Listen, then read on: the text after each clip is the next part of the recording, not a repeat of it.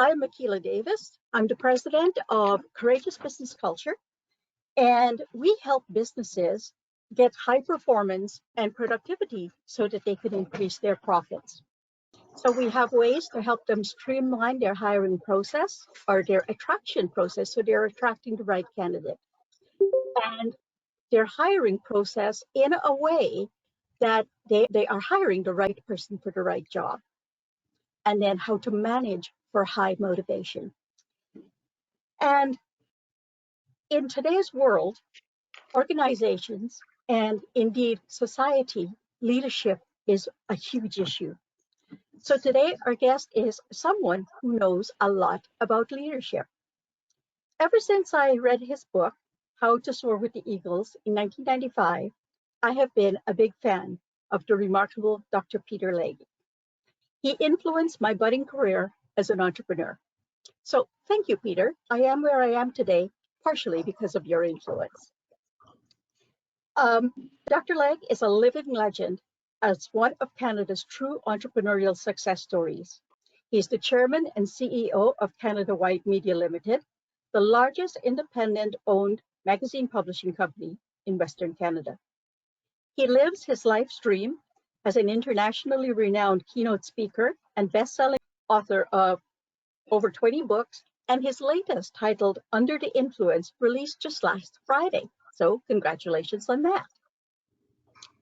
In addition to Toastmasters International voting Peter the Golden Gravel Award winner and a top speaker in North America, both the National Speakers Association and the Canadian Association of Professional Speakers have inducted him into the Speakers Hall of Fame. Peter believes in providing exceptional value to one's client and being a servant of the community. In 2008, Peter received the province's highest award, the Order of British Columbia, to recognize his significant contributions and achievements to BC. In 2012, he was again honored with the Queen's Diamond Jubilee Medal. And last year, even during the pandemic, in 2020, Peter and the Canada-wide media were awarded the Hall of Fame of Burnaby Business Excellence Award. I could continue to recite his numerous accomplishments and accolades. As a matter of fact, it's about 11 pages.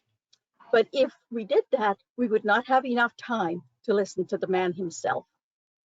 So it is my great pleasure to invite Dr. Peter Legge to take center stage for his talk on change within us. Peter? Thank you, Kia. Appreciate that very much. You're very kind. You're very kind. Billy Graham, before he passed away, obviously, was conducting one of his rallies somewhere in the United States, and he was walking out of his hotel. And as he was walking out of his hotel, a young 10-year-old boy was walking into the hotel. And so Billy stopped the little boy and he said, "Could you tell me where the post office is?" So the little boy told him. And before they parted company, Billy said to the little boy, "You know, this Sunday, I'm preaching at the Coliseum. You should come. My topic is how to find God." The little boy said, "I don't think so. You don't even know where the post office is." So some of us wonder what we're really doing and how do we achieve those dreams and those goals and those visions that we have for our lives. So in this half hour or so, 45 minutes, if you can take one idea, one thought, one quote, one example, one story that you kind of like, or you've had something like that, take notes, because you'll forget what it is after we've done this for half an hour or so, and then transform those notes into your business and customize them to your business so you can get better at what you're doing. I want to take you back to 1956 in Chicago, Illinois. At that time, the dean of motivational speakers was a chap by the name of Earl Nightingale, and he recorded the program that was called The Stranger's Secret. It was the very first recording at the time, and it sold over 1 million copies and became a gold record. And the main thesis of this recording goes like this. He said, let's take 100 men and women who start in business at age 25. What will happen to them at 65? They all believe they'll be successful. They're all working to be successful. They're working as hard as they could to be successful. But if you were able to track them from 25 to 65, what would happen to them? Here's what would happen to them at age 65. 1 would be rich. 4 would be financially independent. 5 would still be working. 54 would be broke. Only 5 make the grade. Now, the recording was an international recording, and it was called The Strangest Secret. And Earl said, the strangest secret is you become what you think about most of the time. Now, let me repeat that. You become what you think about most of the time. Ralph Waldo Emerson said, a man is what he thinks about all day long. So the most important things in life are thoughts. Even Marcus Aurelius, the Roman senator, said that. But there is nothing good or bad that thinking makes it so. William Shakespeare said, one of the most important things I've never learned so far is that you focus and you become somewhat like, if not identical, to the people you spend the time with. So who do you spend your time with? Who do you learn from? Who do you surround yourself that you want to be like? King Solomon said this, walk with the wise and you become wise. Let me repeat that. Walk with the wise and then you become wise, and take notes. And guess what they get? Well, many people that I come in contact with, I'm amazed they think of scarcity. They think of scarcity in their marriages, in their lives, and they're raising their kids. They think of their scarcity in their profession. They think of scarcity if they own their own business. And guess what they get? Scarcity, because that's what they think about. Instead, if they thought of abundance, abundance in their business, abundance in their reputation, abundance in their relationships, abundance in their servant spirit. Because so many people say we have lots of time. We've got lots of time.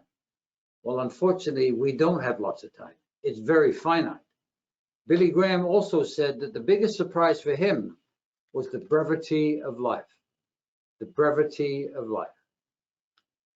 Now, I wasn't born in this great country. I was born in London, England, in Ealing Hospital, some 80 years ago. But 6 days before my 5th birthday, my parents decided, because that was a thing to do in England those days, they decided to send me away to a boys' private school, which was only maybe an hour and a half away. It could have been a country away. And it was called Tavistock Hall Preparatory School for Boys. Only boys in uniforms. And so we went to Victoria Station, and the train was to leave at 2 o'clock, and we had to be on time. And as we came to the station in our uniforms, I was 4 years old, just maybe a few months away from my 5th birthday, my first time away from home. The train ride was 90 minutes. Could have been an eternity. So following a tearful goodbye, not knowing whether I'd see my parents again, not knowing when I'd see them again, I was crying my eyes out, obviously, as I was boarded the train. And as the train pulled out of the station, the teachers seemed to change their attitude. They seemed to change a little differently than they were as they greeted us as we got on the station, as they said and caused us to say goodbye to our parents. And so the tearful goodbye started being serious. The train pulled out of the station, and 90 minutes later, we arrived at Heathfield, Tavistock Hall. Now, I went back there in well, I won't tell you the years. I went back for their 50th reunion, and I took my first report card because I wanted the headmaster, who was still alive, to sign the report card. And here's what my first report card said. I was basically 5, and I still have that first report card. He says, his name was J.R. Ward, he can and does do good work when he tries. Now I'm 5 years old. I'm doing the best I can. I'm not getting A's. I didn't brigade them in A's, but he can and does do good work when he tries. Now I'm not sure how I got motivated. I'm not sure who particularly influenced me at school, because I was just 5 years old. But it was really tough for me in a boys' school of about 150 kids in uniform, away from my parents for the first time. And I really didn't know what to expect, but it was a very early age for me to be influenced about what it was. I struggled as a little boy. I had to find out who I was. I had to find out what success was all about, even though I didn't even know what I was looking for. Success or failure is not based on the good times, but it's how you deal with the bad times. I didn't know that then, but I was trying to deal with the bad times of my life, being away from my parents, the bad times of my life. Then I learned that being happy is a decision.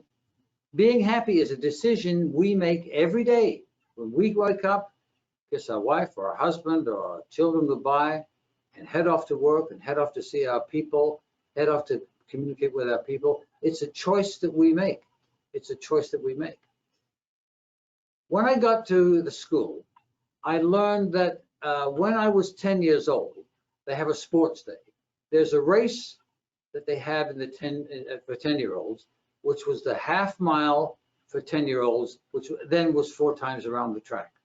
And I thought way back then, my parents will come down and see me, and I'll go in that race, and somehow I'll win that race. Big dream, way too big a dream. So the years went on, abuse started, but I learned, and I grew, and I developed. Sports day came along when I was 10 years old, and I was in that particular race. The reason I was in that race is because my mother had sent a trophy for 10-year-old boys. I didn't know this. The headmaster said, Legge, I guess I have to put you in the race because your mother sent a trophy for 10-year-olds for that race. So come to the sports day. There's 15 boys in the race, 4 times around the track. The gun goes off. I'm off on my way.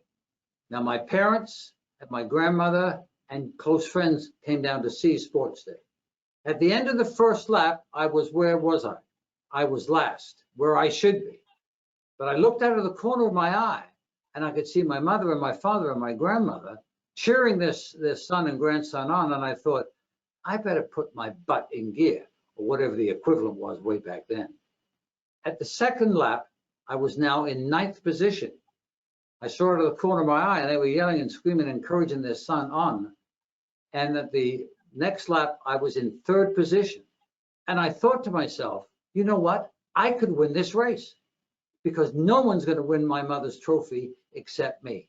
And miracles of miracles, on that day, many, many years ago, I won that race, and I was presented by my mother with the trophy that she had presented for the half mile for 10-year-olds. One of the amazing things is I still have that trophy. I still have that trophy proudly on my mantle, the one that I won for my mother. Because my father said to me, neither accept success or failure, because neither need be permanent. That was I learned at 10 years old. Whatever you're doing, it's going to be a struggle. Whatever you're doing, you're going to have to battle. Battle for your dreams and your wishes and your ambitions. Battle to be the better person that you can. My first one was my mother's trophy. And then I came to the conclusion that I might not get A's, but you know what? I don't want to be average. I decided at 10 or 11 years old, I just don't want to be an average 10-year-old boy. Do I want to be an average husband? Do I want to be an average father?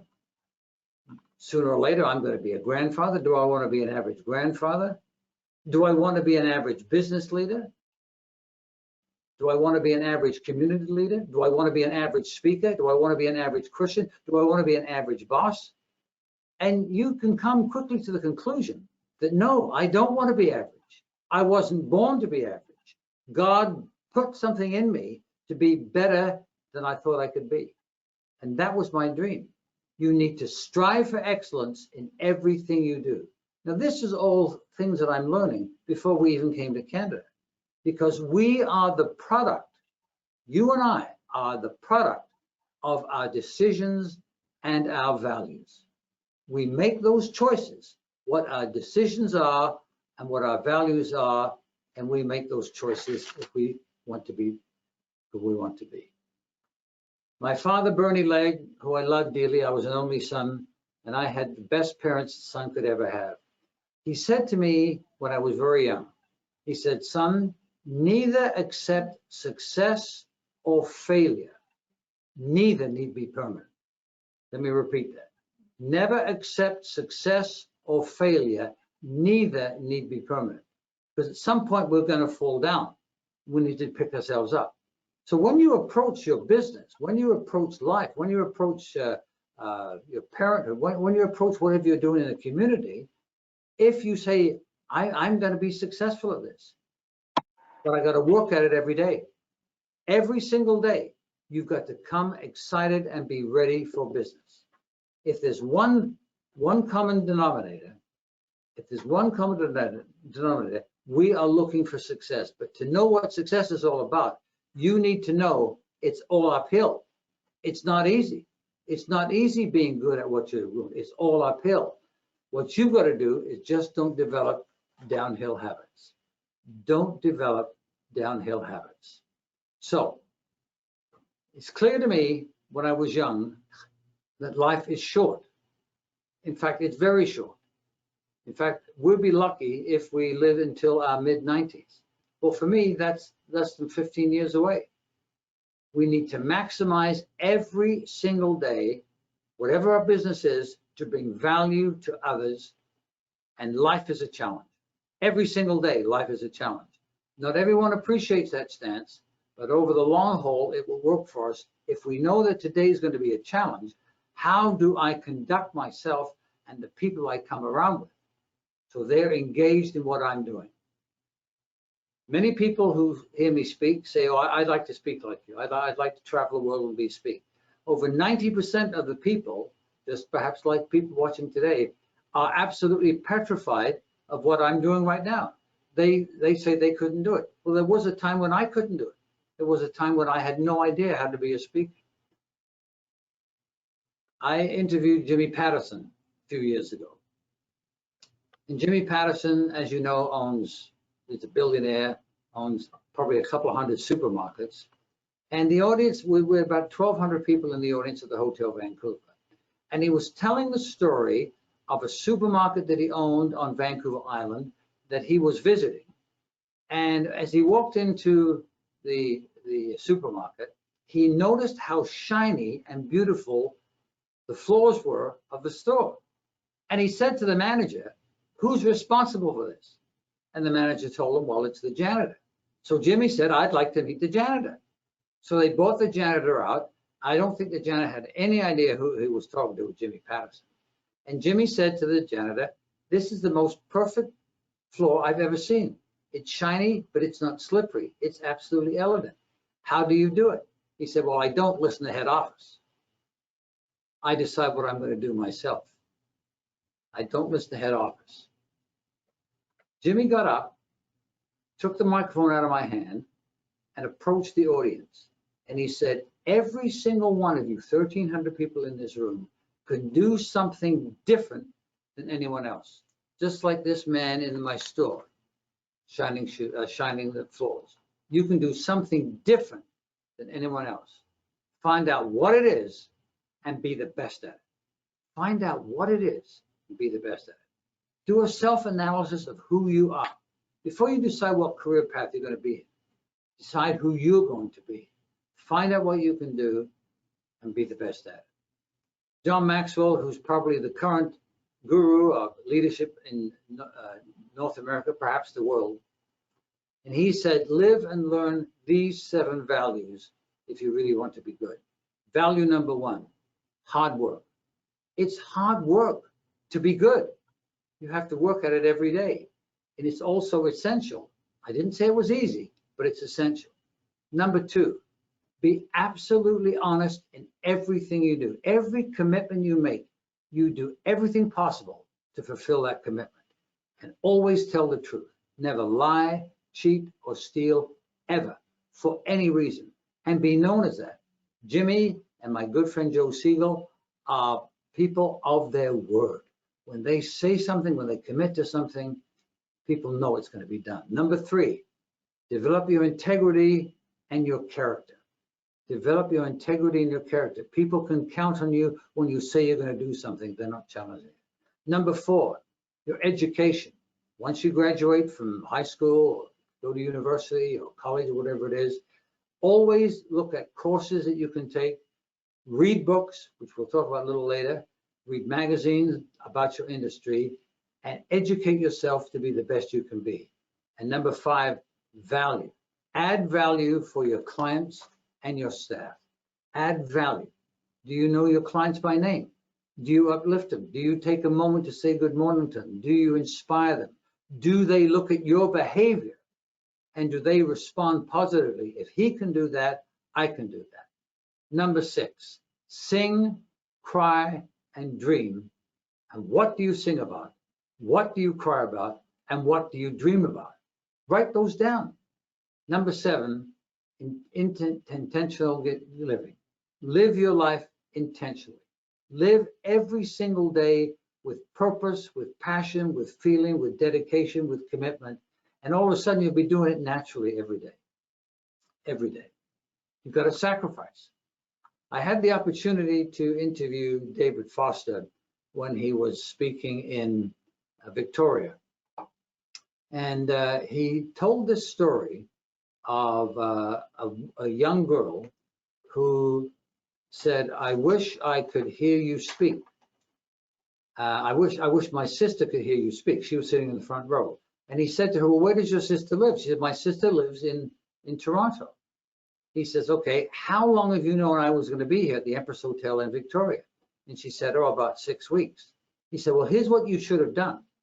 You should have flown your sister out last night on an Air Canada red eye, had her stay with you in your apartment, and brought her to the hotel and have her sit in the front row.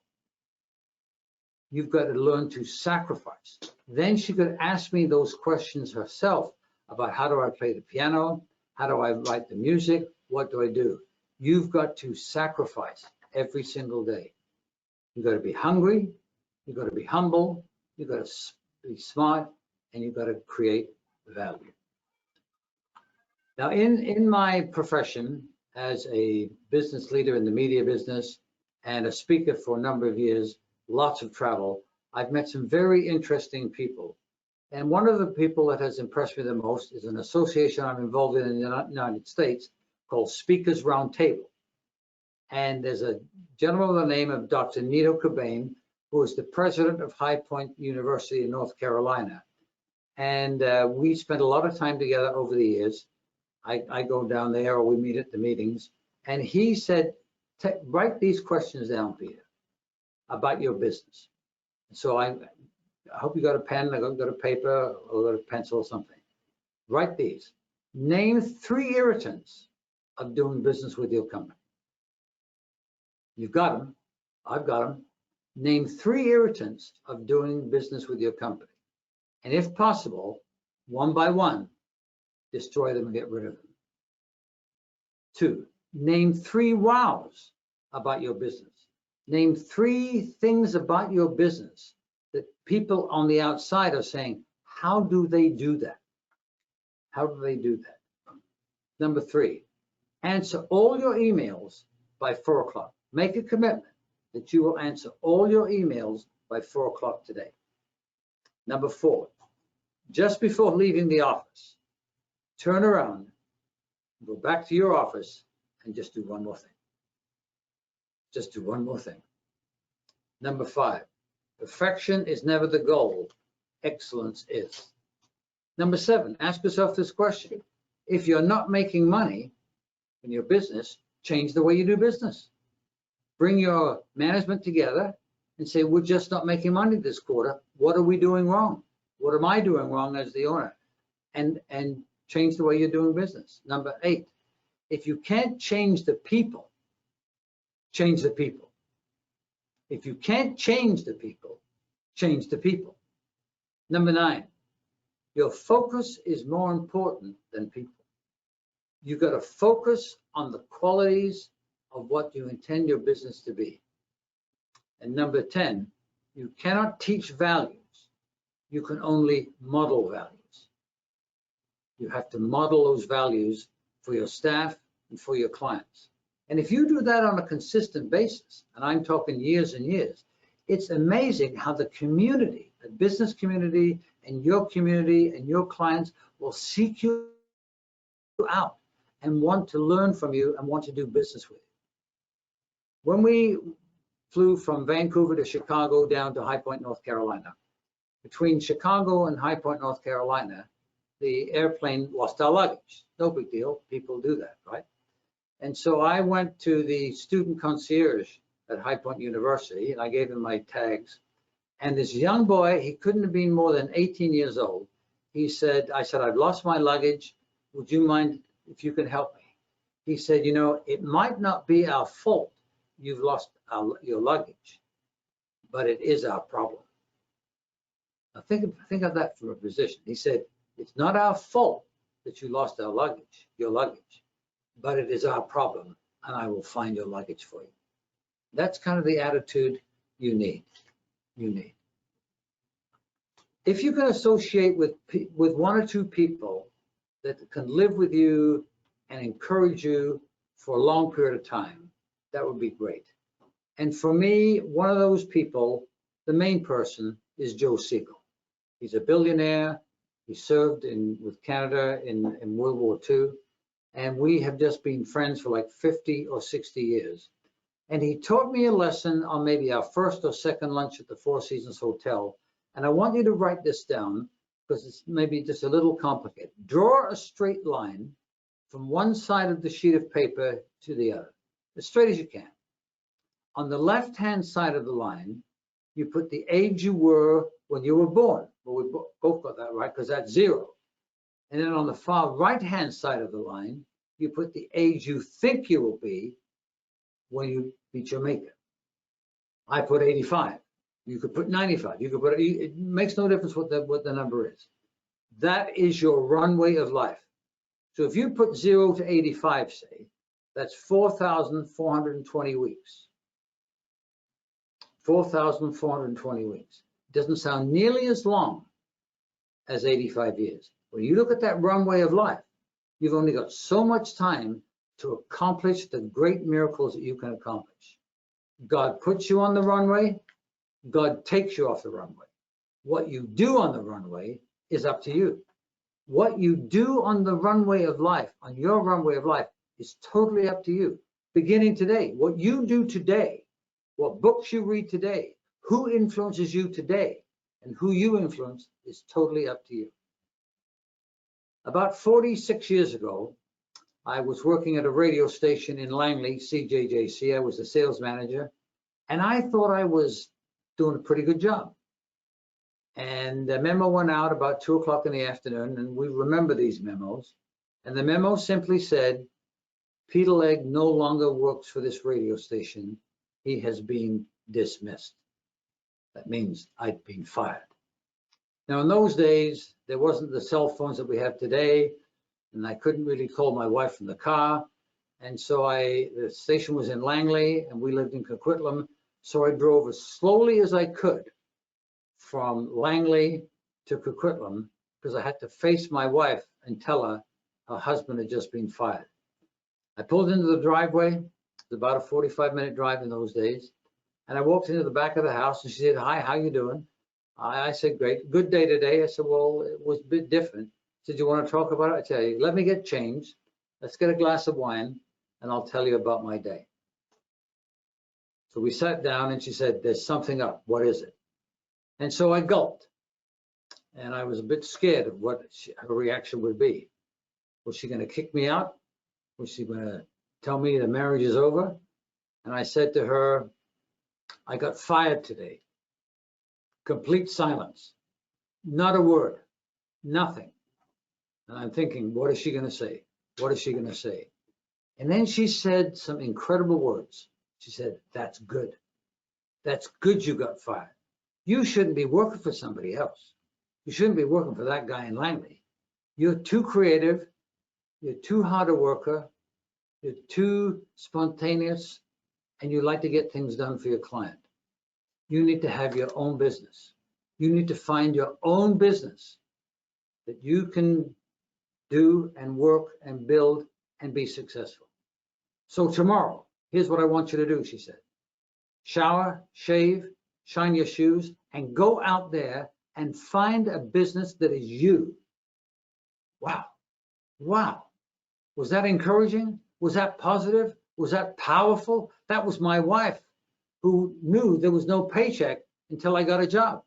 So the very next morning, I went out there and I heard about a chap by the name of Al Davidson, used to be the sports director of CKNW. And he had a magazine called Al Davidson's This Week that went bankrupt the week before. Now, he used to publish 2 weeks ahead of time, so the magazine was still being published, albeit there wasn't a third week. And so I phoned Al and I said, "Al, I understand you had a bit of a problem. I've had a bit of a problem. Why don't we have lunch?" So we had lunch at the Caribou Hotel. And during that lunch hour, I ended up buying Al Davidson's This Week magazine for $76,000. I didn't have 76 cents, but I owned my own company. There was just me and one listings person. I changed the name of the magazine from Al Davidson's This Week to TV Week magazine. And 45 years later, Canada-wide is the largest independently owned media company in Western Canada. From getting fired, from taking my practical advice to myself of being dedicated and committed and working hard, reminded me of a poem that Jimmy Patterson's mother gave him, and it hangs behind his desk, framed. And here's the poem. "Life is a sheet of paper white, where on each one of us may write his word or two, and then comes night. Greatly begin thou have time, but for a line be that sublime, not failure, but low aim is the crime. Not failure, but low aim is the crime." So, not failure, but low aim is the crime. We're not going to win in everything we do. That's for sure. Has Jimmy won in everything that he's done? No, he's had lots of failures over his life, but he's built this incredible billion-dollar empire because he has worked at it and he's been inspired by his mother. So for you, if you're struggling with some decisions that have been made by other people that have affected you, or decisions that you've made that affected you, don't worry about it. You can change direction and you can be better. I love what the Salvation Army said. I've emceed the Salvation Army Hope in the City breakfast for almost 20 years. This December will be the 20th year. And here's some of the thoughts that they have. Truth and integrity are timeless. Successful people on top of the mountain didn't land there. People want to be inspired first and then educated. And we all have dreams. We all have dreams. So what is success? Always tell the truth in what you're doing. The truth is timeless. Don't risk more than you can afford to. If you take the risk, you are definitely deserving of the rewards. And you can't afford to make a mistake in your personal life, your professional life, and avoid everything that involves ego, greed, booze, drugs, or illicit sex. Be known as a decent human being. Give more and do more than you're paid to do. And sooner than later, you'll be paid for what you do. Don't seek money. Don't seek money. Seek success. And the money and the trappings will come. Seek success. One of the things that I've done over the years is I've learned the habit of the powerful messages that are in books. And so for the last probably 40 odd years or so, I've conditioned myself to read biographies, autobiographies, business books, and they have been the biggest challenge and the biggest change in my life. I read a minimum of a book a week, a book a week. And you say, I can't do that, I haven't got time. You can read a book a week. Here's the last 4 books I've read, and I'll just share with you 1 or 2 ideas out of them. One was by Jack Canfield, and it was called The Power of Focus. The Power of Focus. And in it, he says, this is what Jim Rohn said about books. All the books you haven't read won't help you. All the books you haven't read won't help you. Study the habits of successful role models, and you'll find that a huge library is somewhere in their basement. You know, and if you read 1 book every month on your industry, and you did that for 10 years, you would have read 120 books, and that would put you in the top 10%. No, the top 1% of your industry, just by reading books and absorbing what they're going to say. Maybe you've read a book by Atomic Habits by James Clear. And he wrote this book in 1993, and it's a bestseller. It's still available now. If you get a copy of it, that's great. And he said, small habits make a big difference.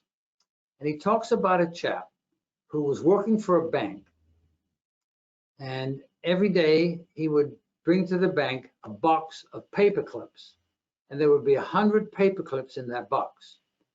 And his objective was to make phone calls to drum up sales. And so every phone call he made successful, he'd take it out of the paper clip out of one box and put it in the next box. And he wouldn't finish his day until 100 of those paper clips had been transferred. That means he had talked to 100 people. He did that for years and years and years. He became the #1 banker in his industry. He moved to the United States. He made mega millions of dollars for the bank and for himself. He started in Abbotsford. That's in his book. I got that out of that book. So guess what I have beside my desk? My assistant has there's 45 colored paper clips. I can't do 100 because I've got so many other things that I have to do that forbid me to do that. But if I'm not talking to 40 people a day and moving those paper clips, I don't feel effective. How about The Richest Man in Babylon? Available today by George Clason. Money is the governor of the laws of success. Zig Ziglar said this in that book. You can have everything you want in life if you help enough other people get what they want in life. You can get everything you want in life if you help enough other people get what they want in life. And this book I just finished last week. It's called Stillness is the Key by Ryan Holiday. And as I said earlier, I read about a book a week. And what I was looking for in this book by Ryan was different than what I got out of it. In fact, I Xeroxed the page that I wanted to read to you because it's amazing. Not everything is business. And allow me to share this with you. This is just 3 or 4 lines of Ryan's book. He talks about the tragedy of the bombing of the towers in New York. He said on September the 11th, 2001, Brian Sweeney was a passenger trapped in a hijacked United Airlines Flight 175, which is heading straight for the South Towers of the World Trade Center. He called his wife from one of the plane's seatback phones to say things were not looking good. I want you to know that I absolutely love you, he told her in a voicemail. I want you to do good. I want you to have good times. I want the same for my parents, and I'll see you when you get here. He could see the tower, and the plane was colliding with that tower. Now, I took this story, and I thought, God forbid I'm ever in a situation like that. Why do I have to wait for something as tragic like that to happen before I say to my wife what I want to say to her today? So I went home that night and I said to her, sweetie pie, I am so in love with you after some 50 years. We've been married over 50 years. You're the best wife, the best mother, the best friend I could ever have. Interesting. The evening went really well. So what do you do for others? you do for me. What you do for others, you do for me. If you want to make more money, help others. If you want better relationships with your spouse, love them first. If you want to have responsible kids, be responsible with your follow-up with them. If you want a promotion, act like you already have the job. If you want to be healthy, then watch what you drink and eat. If you want to live a long time, and I'm saying more of that today, I've maybe got 10, 11 years left. I want to be happy. I want to make people around me happy. I want to retire much later. I want to be smart. I want. We always say the thing. If you could change one thing in your life, what would it be? If you could change one thing in your life, what would it be? And what are the 3 wows that are important to you? The 3 wows that cause you to be the very best person you can be. The very best person you can be. Billy Graham, as I opened with, said, business leaders are looking for you to be successful. They're looking to be successful. And what does that mean? A meaningful career, respect, and advancement. And David Foster said to me, good is the enemy of great. So if you want to be great, if you want to be good, then you've got a lot of things stacked against you. You've got to work at it every single day. Good is a great foundation, but what we do is we really need to strive for great. So read books. If you're not reading books, start this week. Go buy a book, read it, underline it, and take the very best out of the book and apply it to your life. And be consistent. Be consistent with your staff, with your wife, with your family, with your friends, that they can count on you. One of my close friend for a long time is Joe Siegel. What I admire about Joe, he does exactly what he says he's going to do. He does exactly what he says he's going to do.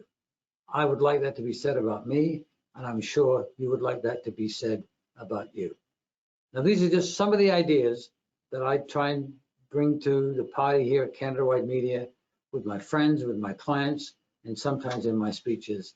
And I hope they've been of value to you. And I know we've got time for some questions. So God bless you and thank you. I said, thank you, Peter. That was so very inspiring. There were so many times I was smiling or nodding my head because what you were saying resonated with me.